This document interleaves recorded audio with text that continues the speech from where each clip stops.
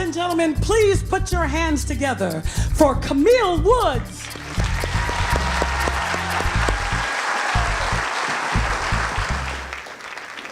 In October of 2014, I found myself returning to work as a high school social worker 3 months after the passing of my son Marcus in a car accident. Now, the person that returned that October was definitely not the person that had left in June. In June, I was happy. I had 2 children, a 13-year-old daughter, a 20-year-old son, a man I'd been with for a number of years, and while we all had difficulties, I loved my difficult little life. And I loved my job. My students were an extension of my family. I had students who didn't have homes. I had students who didn't have mothers. I had students who had mothers they shouldn't have. I had students who had given up babies, gotten rid of babies, were having babies. I had men, young men, who were angry and they didn't like their lives. They spent their time fighting. They were high every day. They never went to class, but they were at school every day. And I called those guys my meat and potatoes. They were my favorite. I loved those young men. But when I went back in October, I didn't have that love anymore. In fact, I was feeling a lot of hatred, and I was angry, and I didn't want to care or take care of anyone anymore, including my students. And on a good day, I thought about killing myself at least once. Shortly before I went back to work, a best friend of my son's brought over a bag of wristbands. They had had a party for my son in his honor, and they created the wristbands for him. And on the wristbands, the words in a quote said, "I got you," and next to it, it said, "Big Mac." Well, Big Mac was my son, and he got it honestly. He was pushing 6'5" and about 400 pounds. He was a big boy. It said, "I got you," because that's what Marcus said whenever he was going to take care of someone. My son was the kid that you could call and ask for a ride somewhere, and he'd say, "I got you." And most times he didn't even ask anybody for gas. He was the young man that a friend could call at 3 in the morning and he would always answer, and he always had good advice. He said, "I got you." He was the son I could ask to pick his sister up at any time. "Ma, I got you." He was the son that would walk in a room and see my glass was empty and say, "Ma, do you need more water? I got you." So I took those wristbands back to work with me, and I put them on my desk in a bowl. And one by one, they walked out of my office on the wrists of kids who didn't know the significance of what the words meant or who spoke them. And honestly, I didn't care, because at that point in my life, anything that had to do with his loss, I really didn't want anyway. I had thrown away the flowers from the funeral, gave away the plants, I threw away the programs. I tried to throw away the cards, and my sister said, "Sis, you might want to read these someday." And to be honest, I haven't really read them. So I had those wristbands, and I didn't really care if people took them, until one day I did care. It was the day one of my most difficult young men walked into my office. He was 18, had maybe 2 credit hours. He was a third-year freshman. He was one of my former meat and potatoes.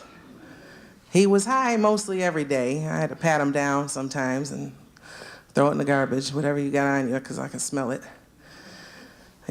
But he walked in and he said, "Yo, Miss Woods, can I get a wristband?" I had a lot of hatred in there. And I said, you don't deserve one. And he gave me the response I expected. He walked out of the room, and as he walked away, he said, I don't care, I didn't want none of your shit anyway. And I was okay with that.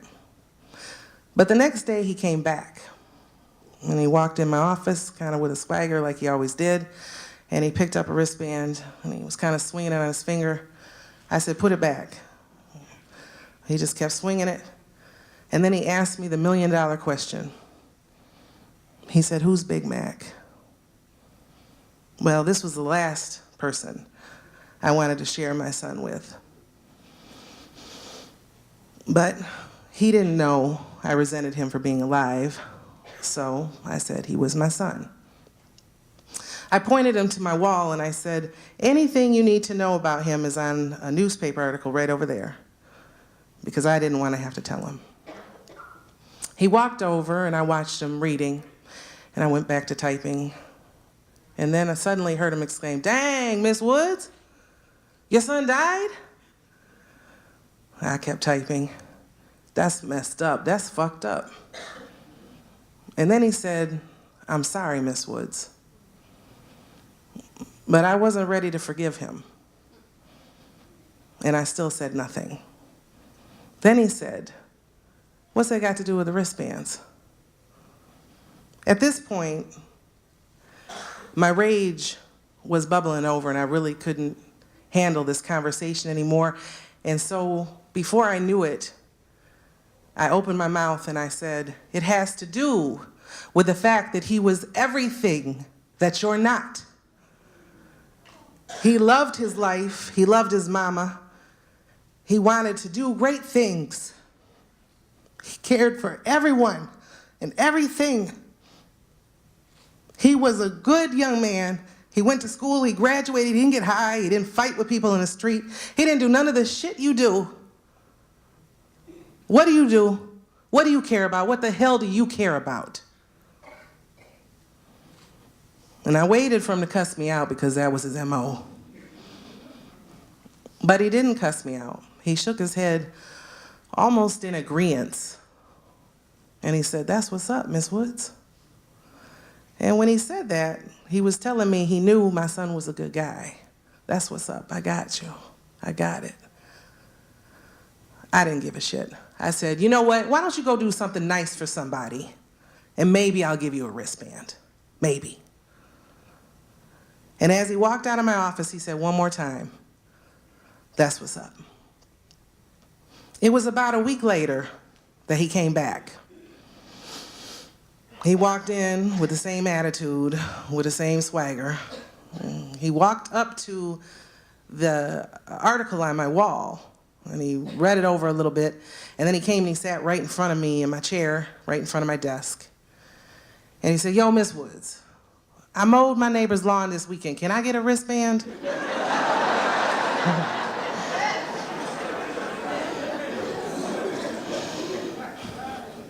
Now, I would love to tell you that the skies parted, the sun shone, the rain clouds were swept away, and he had become a new person in that one act of kindness. I can't tell you that.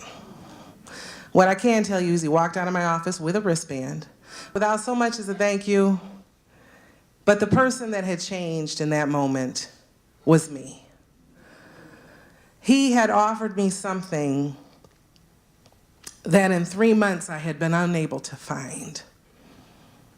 And that was some hope and a purpose. And with that purpose, I realized I could no longer just give these wristbands away willy-nilly. I knew that the kids that came in my office and said, yo, Miss Woods, can I get a wristband? Needed to know who Big Mac was. They needed to know why he said, I got you. They needed to understand what it meant for him to do the things that he did. I needed them to know. I had to let them know. And so I did. Everyone that came in, I said, you need to hear about my son. And guess what? When I get done telling you about my son, I want you to go do something nice for somebody. Then you can come back and get one of these wristbands. Now, these were high school students, and they did it. They came back. One by one, they came back. And soon enough, the wristbands I had come with in October were gone. And I bought new wristbands. I bought colorful wristbands. I bought the school colored wristbands. I bought neon wristbands. And they all said, "I got you, Big Mac."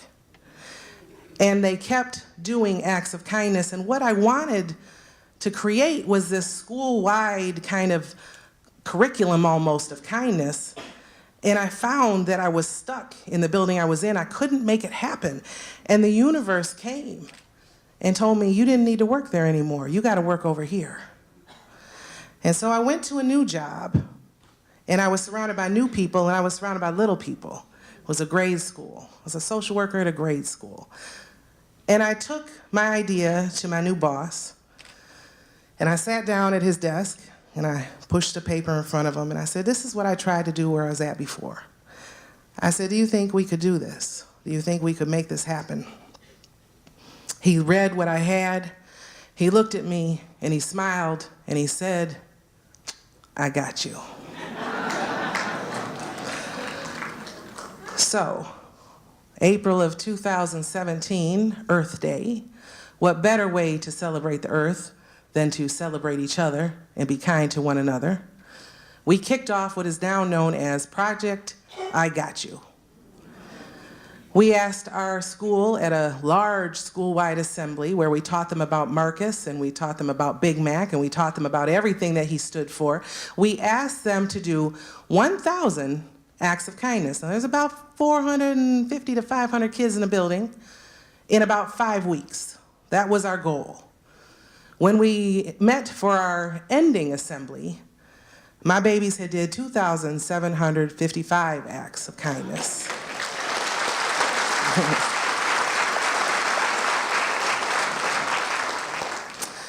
Moving forward to this year, which we called Project I Got You 2.0,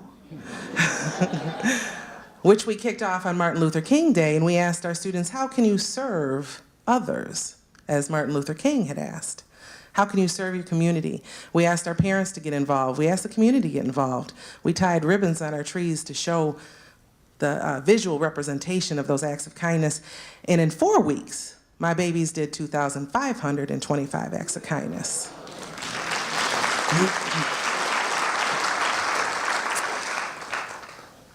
So not only did the culture in my building change, I had students that knew who my son was. I had little kids that would walk up and say, "Miss Woods, Big Mac was your son?" And I would say, "Yes." And some of them would say, "Miss Woods, I'm sorry, your son died." And I would say, "Thank you." And they would give me a hug. I have a second grader that tells me often, "Miss Woods, Big Mac's spirit lives in our building." So our culture has changed, and it was recognized. Someone noticed that it was changing, and they nominated us for the Washtenaw County Excellence in Educational Endeavors Award. It's called the E3 Award. And last month, I accepted the award for Project of the Year in Washtenaw County. Thank you.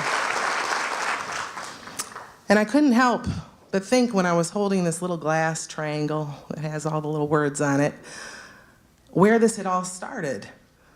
That this had all begun with an 18-year-old badass with a chip on his shoulder who handed me back things I didn't realize I had lost. Where I had had anger, I found I still had some joy. Where I had hatred, I realized I still had some love. Where I had that hopelessness, wanting to die, that hopelessness, there was some hope, and I had a purpose. But most of all, with over 5,000 acts of kindness documented so far, in the name and the spirit of my son Marcus, I realized he had a purpose too. Thank you for listening.